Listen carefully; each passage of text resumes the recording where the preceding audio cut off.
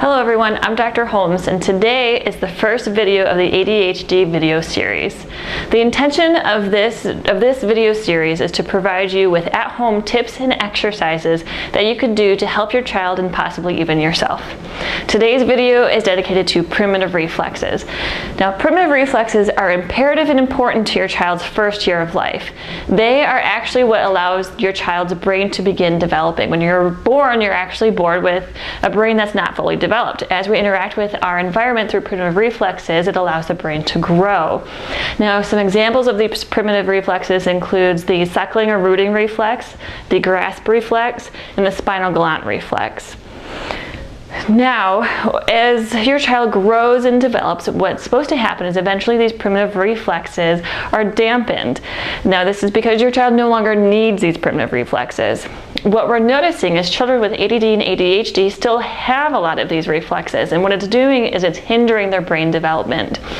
Now, this is very classic for the kind of child that really cannot sit still in their seat, or they really hate tags on their shirt. You see them squirming a lot, they don't like the back of the chair touching their back. That's because they usually have something called the spinal galant reflex. I see this in just about every single one of the ADD kids that come to our office.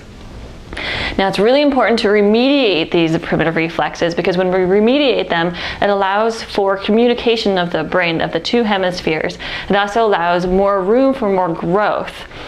Now, also, the huge area of the brain that will allow for communication for is the frontal lobe. And frontal lobe, a lot of you know, is really important for focus.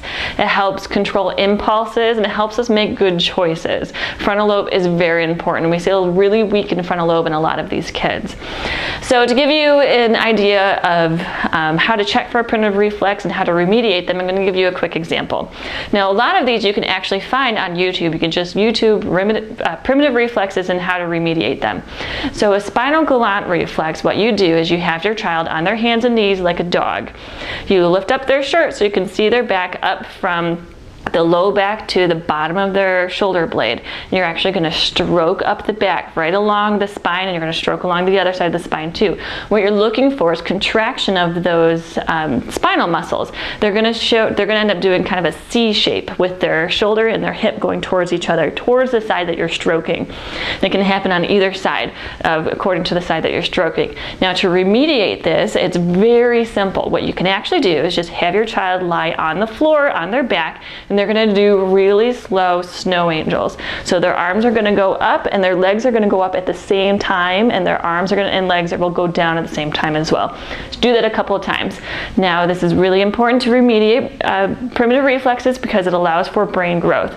Now, those are your free tips for today. If you have any questions or want to learn more about primitive reflexes, please visit my site at www.drbrianneholmes.com. Thanks and have a great day.